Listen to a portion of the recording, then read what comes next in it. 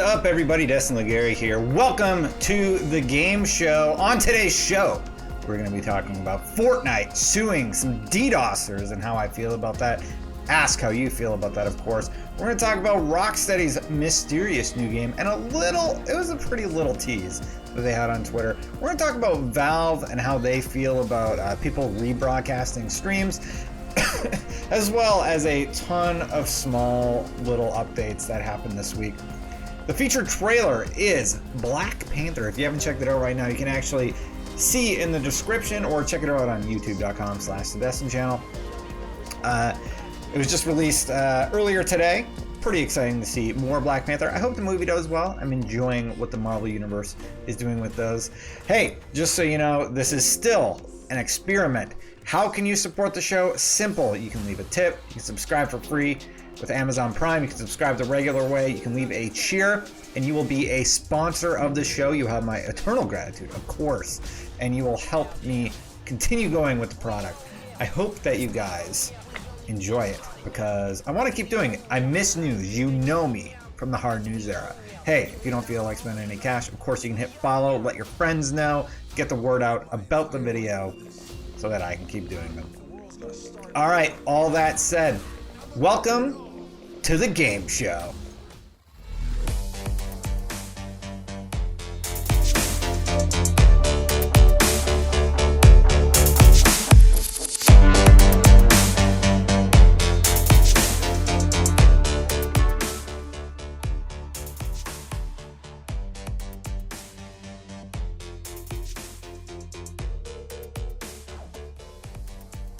All right, before we get started, shout out to Demon Diver for that hot host. Man, you are quick.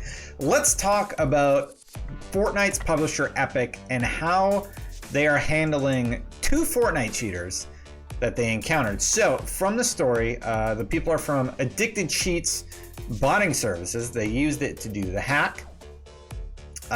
Two associates were caught using the service live. And in using cheat software to modify the game's code in this way, the complaints read, defendant and other cheaters who use the cheat create unauthorized derivative works based on Fortnite in violation of the Copyright Act. So it sounds like Epic put something in their terms of service to stop this DDoS stuff from happening, and I am incredibly glad that they are starting to figure out ways around it. So when one of the alleged perpetrators were asked why he stream-snipes, he says, because it's fun to rage and see streamers cry about how loaded they are and then gets them stomped anyways. So they can barely communicate.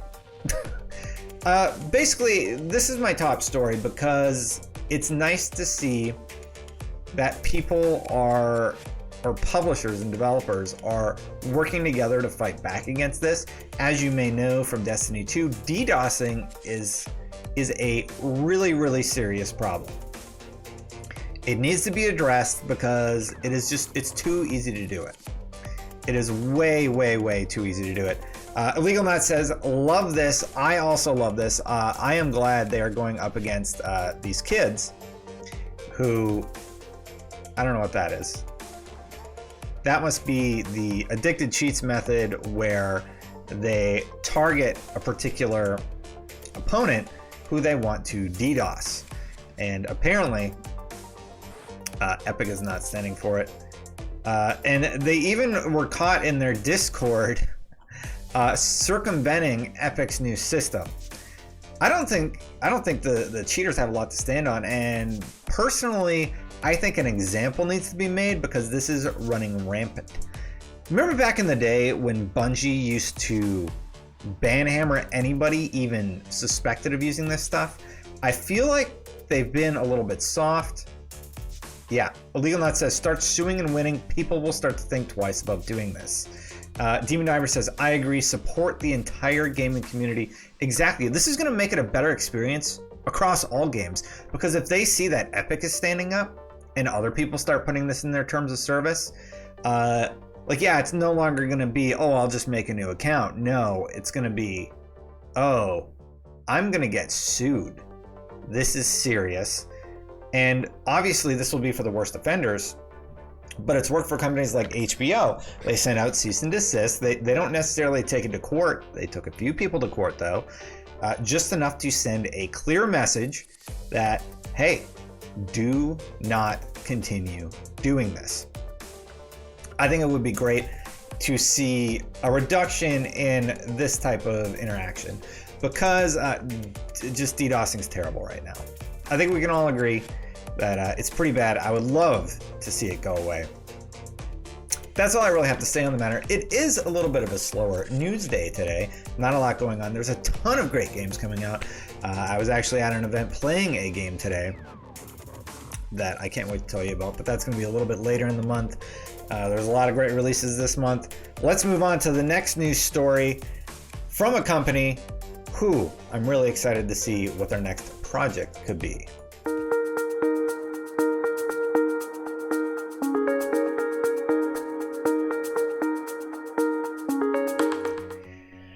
Okay, next up, we're talking about Rocksteady Games. Now, this is the company, if you did not know, this is the company that created the Batman Arkham games.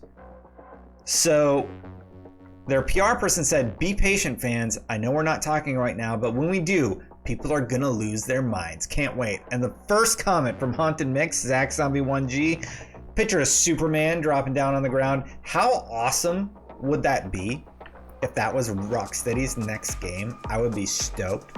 Referencing the previous story, Chaos says, I remember DDoS attacks were cranked to 11 about a year or so ago. Yeah, Trials of Osiris was a big deal. I Am Crab says, been playing South Park all day. It's pretty freaking good. And Demon Diver wants to hear about the Xbox dashboard update. Sorry, Demon Diver, not today. Basically, that story is pretty simple.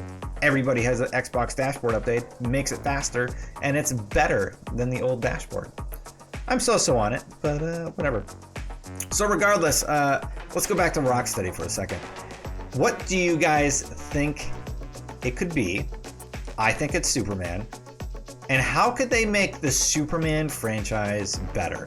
Basically, they have to nail flying, and I think they need to look at a game like what's that series from Bandai Namco where you fly jets? Ace Combat. So Ace Combat really nails flying. I think that the Xbox 360 Superman game did fairly well with the flying aspect of that game. It wasn't a very good game. I would just love to see a Superman game done right. Like, he needs to be kind of let loose, right? So let's go back to this tweet and just see what the responses were. Some people want to see a Wonder Woman game. Caboose, I know that guy. He's responding. Yeah, everybody's saying Rocksteady Superman. I really think that's what it's going to be. Iron Crop says Crimson Skies X Superman. That would be good. A Ninja Turtles game? I don't think so. Yeah, I really don't think it's going to be a Wonder Woman game. They're going to move from Batman to Superman, and I think that's just what it'll be. Oh, what if it's a Marvel property? All right, so Prime TBE pointed out this could be a Marvel property. What Marvel property would they need to do well? This guy's saying Black Panther. We've seen a good Wolverine game. Maybe, I mean, it was just really good. Black Panther would be really interesting.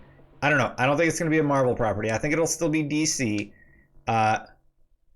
It's not going to be Batman Beyond. That would be nuts. Yeah, I'm gonna say Superman. If it's not Superman, I would say Justice League. Iron Man or Wolverine, Illegal Nut says. Yeah, we saw a Captain America game with some good aspects. For the most part, no though. Just trying to see what everybody else. The Watchmen, I don't think so. It's too niche. The Matrix, Aquaman. So my theories are DC property, Superman, and probably Justice League. Imcroft says there's almost zero chance it's Marvel. Warner Brothers own Rocksteady. Warner has DC licenses. Correct. But Just putting that out there. No, I'm pretty sure it's DC for the same reasons you listed. I just have a feeling it's going to be a Superman game. And so does the rest of the internet. The only thing is, how do you make that game good? Yeah, they have the Batman mechanics nailed, Echo Doctrine says. Maybe they can make a Justice League game. Not much else to go on there. We're just kind of talking about theories here together. Let's move on. Let's talk about the next story about Valve on third-party streamers and sort of how they make money and being respectful to each other. We'll be right back.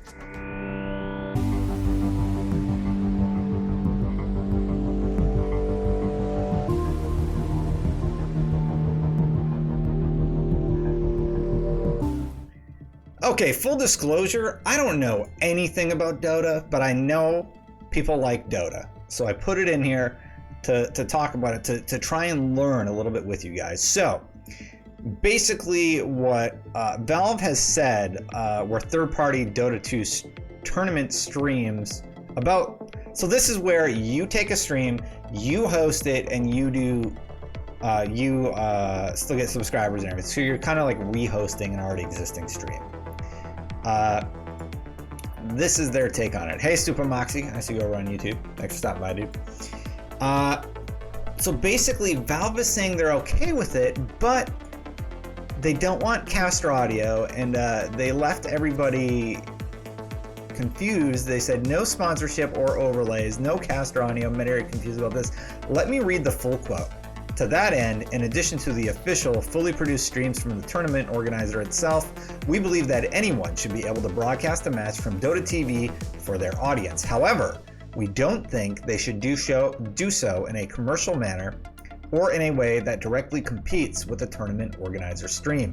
This means no advertising, branding overlays, and no sponsorships. It also means not using any of the official broadcast content such as caster audio, camera work, overlays, interstitial content, and so on. Finally, this is not permission for studios to broadcast each other's events. In general, everyone should play nice together, and we think the boundaries should be pretty clear. Yeah, so I don't really know what's... as you can see, a lot of people who stream here, Bagels Games, I'm not sure what you're saying. You just said sound question mark? And I don't know what that means, if you could elaborate. So there are some people here kind of just talking about just how confused they are, but basically what they're saying is they're probably fine with you getting subs and followers and stuff like that. They just don't want you, like, I guess they don't want you just like rebroadcasting and then reaping the rewards and then plugging your sponsors, etc. It seems pretty straightforward, and people are just like, wait, we need very specific things. Can we have subs? Da, da, da, da, da. Yeah, you can probably have subs. You can probably have followers. Don't say the stream that you're hosting is sponsored by some other sponsor while you're hosting another person's stream which is sponsored, because you get into some really messy sponsor territory there. So imagine if I made a video sponsored by the now defunct Mad Cats, and then somebody who runs 8ARC Studios hosts that, and that one's sponsored by 8ARC. It would just be strange because I'm running a sponsored stream, they're hosting my sponsored stream, and it's an odd situation.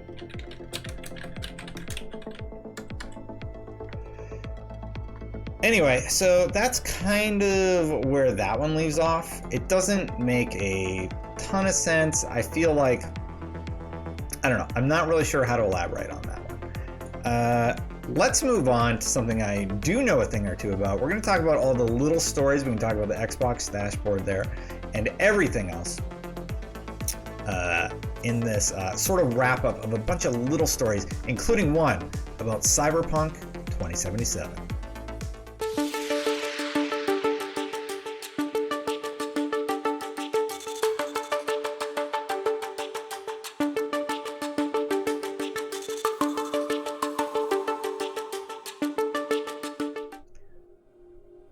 All right, everybody. This is sort of like a big lump of news stories because there wasn't a ton of big stuff today, but there was this thing from CD Projekt Red where people on Glassdoor were saying that basically they don't like working at CD Projekt Red, right? So basically what CD Projekt Red is saying, hey, it's fine. And they put out this huge press release. So their quote is, "We normally avoid commenting on company reviews on spaces like Glassdoor, but this time around, especially in light of the fact that we haven't communicated anything about Cyber 2077 for a long time." By the way, they just talked about Cyberpunk like a month ago. Echo Doctrine says, "Oh, Cyberpunk is made by Witcher 3 devs. Yes, please. I know. I am stoked for Cyberpunk. It's that cyber futuristic thing. I love it. I love it." All right, so let's read this ginormous press release. Hey there. If you're following news related to CD Projekt Red, you might have recently stumbled on information regarding morale here at the studio.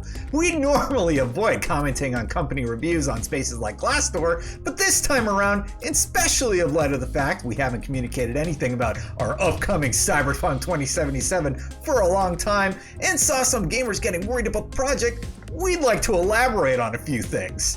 First off, we'd like to talk about the departures in 2015 when we released The Witcher 3 Wild Hunt. We were over 200 developers strong, and that was the core crew of the studio. Since then, we've almost doubled the headcount, and we're still hiring. Do people leave? Sure they do. We always wish them the best and respect both their decision and the feedback they give us as the reason for their departure. We are continuously working on making Red a good workplace for everyone, but we also have a set of values that constitutes who we are and how we do things. So does the departure, even a high-profile one, mean that the project is in danger? One would need to be very courageous to base the future of a AAA role-playing game of such scope on one person or a few people. Every role-playing game we ever developed seemed impossible to achieve at the moment we set out to create it. It took us 5 years to finish The Witcher 1, we had to make our own engine to complete The Witcher 2 Assassins of Kings, and we had to entirely reinvent the way we made games to deliver an open world for The Witcher 3 Wild Hunt. When we start down the road to creating something, we know the destination, and we're sure of one thing. Even if something feels impossible, it doesn't mean it is. And, as it turns out, most often things are perfectly possible. They just require a lot of faith, commitment, and spirit. This approach to making games is not for everyone. It often requires a conscious effort to reinvent the wheel, even if you personally think it already works like a charm. But you know what? We believe reinventing that wheel every frickin' time is what makes a better game. It's what creates innovation and makes it possible for us to say we've worked really hard on something and we think it's worth your hard-earned cash. If you make games with a close enough is good enough attitude, you end up in a comfort zone, and you know where the magic happens. Cyberpunk 2077 is progressing as planned, but we are taking our time. In this case, silence is the cost of making a great game. As always, many thanks for being so engaged in what we do. It shows us it's all worth the hours we put in. Yours, Marcin Awinski, whose name I said wrong, co-founder, and Adam Badowski, who has an awesome last name, Studiohead. Also, this is in no way coming from a place of vulnerability. So just, yeah, anyway. So, that was their press release to some people talking about their Glassdoor reviews. To me, they're coming from a place of insecurity, and the fact that they had to release this makes me even more nervous. Doesn't it it probably makes you guys a little nervous, right? Like, why did they take the time to address this? It has, I believe I've met Marcin. I think you say it like Mark. I don't know how to pronounce the accents. If you can correct me in chat, it would be helpful. Glassdoor Landkiller is a place where you can see if a company is a terrible place to work or not. Let's just for fun look up the Glassdoor for CD Projekt Red. Oh look, 3.1, 46 reviews. Growing pains, but good heart and amazing talent. I can't believe the website. My place on earth. Out of the box thinking. Let's find a negative one. That's where the juicy stuff is. Mixed. I've been working at CD Projekt Red full-time more than 5 years. This was on October 5th. Amazing people, amazing talent, amazing ambition, extreme drive for whatever that says. Cons, high management and production, unrealistic virtual deadlines, planning being made despite what developers say, and putting people on unnecessary crunch. Best game development company in Central Europe. All right, that's good. Someone is calling me in the other room. Ooh, a studio without direction. That makes me nervous. Good stepping stone for your career if you're starting out. Ooh, bad for your mental health. Ooh. I don't know how we pulled off Witcher 3. All right, well, so these must have come out. Man, I don't really know what to take this. Chaos. It was just a waste of time and energy. Cyberpunk 2077, that has to be the one. I don't have a Glassdoor, so I'm not gonna sign in. Mad King, absent-minded, aristocracy, and survivalist. Avoid unless you have no choice. So they must have had like a slew of layoffs after Witcher 3, but oh no, here we go. Sorry, I'm kind of learning as we go. You can clear cookies and access page 2. Thanks, Curly Man Cakes. I mean, basically, they had a bunch of negative stuff, and they felt compelled to respond. I don't know, man. We could look up IGN. It probably has a bunch of stuff like that too. It's just like when people leave, they don't leave on positive terms, so they leave bad reviews. That's it. Take it for what you will. Like I said, it makes me more nervous that they put up that press release than anything else. That was supposed to be a small story, but that was the big one. Let's talk about this one from PUBG. So we got a PUBG update, and we can still discuss the CD Projekt Red story if you'd like. The PUBG story, basically no more updates until PC 1.0, meaning the new map's not coming. Test servers for vaulting and climbing are coming. More testing. I'm going to be playing PUBG after this, by the way. And then we're going to get the desert map. Expect vault and climbing late October, early November. They fixed some spawn levels for items on northeast side. No more weapon and frying pan at the same time or flickering UI icons. That is it for the PUBG front. We'll go back to PUBG in a second. On the Bungie front, Destiny 2 PC preload Wednesday. Good news, probably want to do that. And we got the official PC trailer for Destiny 2. While we watch this, let's talk about CD Projekt Red. So Legonaut says, then with that, I would consider most trolls, and it does make me a little nervous as to why they would respond unless there was some truth to it. Exactly my thinking, Legonaut. Typically, if you're, I mean, it's weird in the online world, like, somebody in the position that the lead is in would have had to like authorize this press release, right? So you'd think he would be a little bit more thick-skinned when it comes to making those kind of claims. Yeah, guys, I just don't know. I feel really weird about the fact that they made that comment.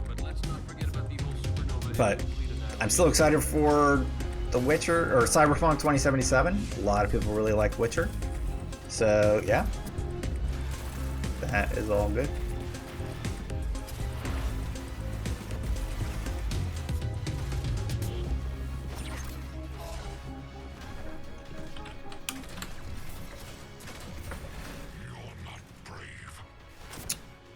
All right. So let's see. Yeah, that was basically it. Destiny 2 on PC. You can preload this Wednesday. It looks great. I'm just going to kill this. You can actually watch the full trailer over on the Destin channel. Let's boot up the trailer. Wow. So we'll just so we're gonna talk about Cyberpunk. Just due to insecurity by studio heads. Yeah, I kind of agree. It's very strange though, typically. It's just Daniel says, hey Destin, what about PUBG on Xbox One? Any news? Basically, they're waiting until it launches before they do any more updates to the game. The new UI for Xbox One is out for everybody. I've actually had access to it for a while, but I haven't been playing on Xbox that much lately. I'm playing PUBG on PC and I've been playing Destiny on PS4. Yeah. Basically, that's all the news for today. I gotta give some shout outs to the sponsors. Sponsors are basically anybody who subs or leaves a tip or hosts or donates. Demon Diver, thank you for the host. You hosted the show today. Xavier, thank you for the tier 1 sub. That was actually from yesterday. Bill Zach with the 10 bits. Point Blank with the sub from a few days ago. Thank you guys so much. You are the reason that I keep going. If you want to support this show, if you like the game show, don't forget, hit that follow button, or you can hit that sub button. And oh my god, I'm just watching the Cyberpunk trailer and I am so excited for this game. I really, really, really want to play Cyberpunk 2077. I cannot wait. Yeah, man, it just looks awesome, doesn't it? All right, guys, I got nothing else for today, to be totally honest. So I think I'm just gonna wrap it up. Covered off on all the little stuff. If I missed anything, let me know. Thank you for interacting. By the way, I got some comments last week about how you can interact if you were watching the VOD on YouTube, for example. And I have an answer for that. Leave your comments and I can actually read them on the next show. So we'll do it during the end segment, and I will take a moment to kind of talk about questions that you guys had. So if you have a question, leave it on the YouTube version of the video, youtube.com/the Destin channel. And I will address it on next week's show. And eventually I will create an email address where you can email it in. You can actually use a real adult email at gmail.com if you like. And yeah, that is it for this episode. Thank you so much for watching the game show. Thank you to everybody who has helped support the show. I definitely appreciate it.